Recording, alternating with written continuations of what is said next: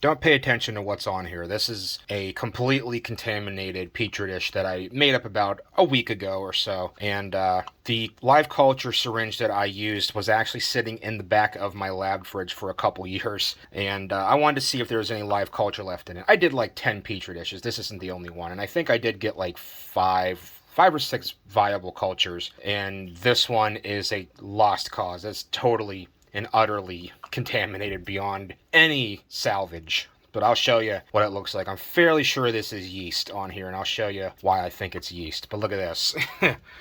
Yeah, that is not mushroom mycelium. Maybe here in the center where it's kind of like a velvety texture, it might have started to put off mycelium, but now it's just completely contaminated with yeast. One way that we can test to see whether this is yeast is I have a little bottle of 15% hydrogen peroxide here, and let me just put a little dot of peroxide right here on one of these colonies, and we should see some oxygen gas bubble off. Yeah, that's definitely yeast, because yeast is actually a fairly good catalyst for decomposing hydrogen peroxide.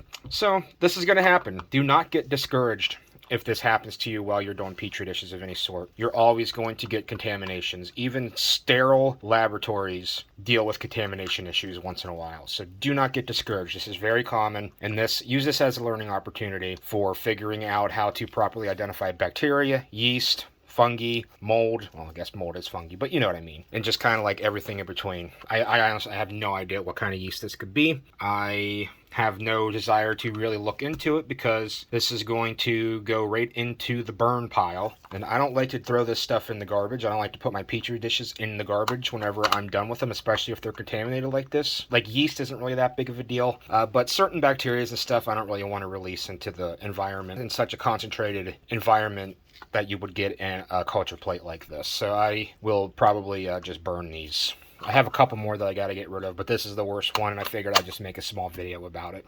For reference, here is what actual mushroom mycelium looks like. This is enoki mushroom mycelium that I have growing. This started out as a little tiny test. I actually wanted to test these condiment cups to see if these could be used as makeshift petri dishes that, you just get at Walmart for putting your ketchup in for your french fries and stuff. And the enoki culture did so well on the agar that I put some sterilized millet mixed with used coffee grounds that I then sterilized along with the millet. I put that on top of the culture that was on the surface of the agar on the bottom of this little bowl, this little dish, and it completely colonized the grain, except for this little area right here, which is where the little breathe hole was stuffed with polyfill, and that seems to have dried out the grain a little bit to the point where it can't. Oh, I guess there's also barley berries in here too. I forgot I put that in there with that.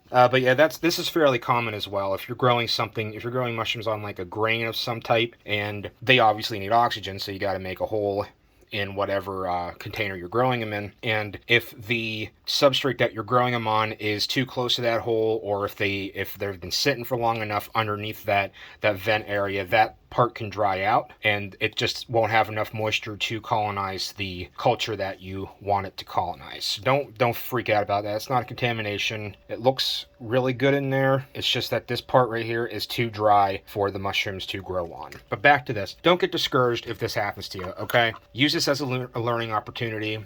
Look back on what you did whenever you were doing these. I'm fairly sure that the yeast that is present in this culture plate right here and like 4 or 5 of the other culture plates, I'm fairly sure it came from the needle that was with the culture syringe that I had in the fridge, just because it's been sitting around for so long, and it's hard to tell what happened, because I did 10 of these, and I did probably about another 30 petri dishes of 3 or 4 different kinds of mushrooms, and this is the only one that I've had a lot of issues with. All the other ones did pretty well. It also didn't help, I don't think, that I was testing out to see if you could use press and seal for mushrooms, and I wanted to see if that would work out. To see if they could grow with something wrapped around that you just get at a grocery store. And I did half of them with press and seal, half of them with parafilm. The parafilm ones, but I did get a couple contaminations with those as well. But yeah, don't worry about this. Just like I said, use it as a learning experience, and do not just toss these into the garbage as is. At the very least, if you're going to toss them into the garbage,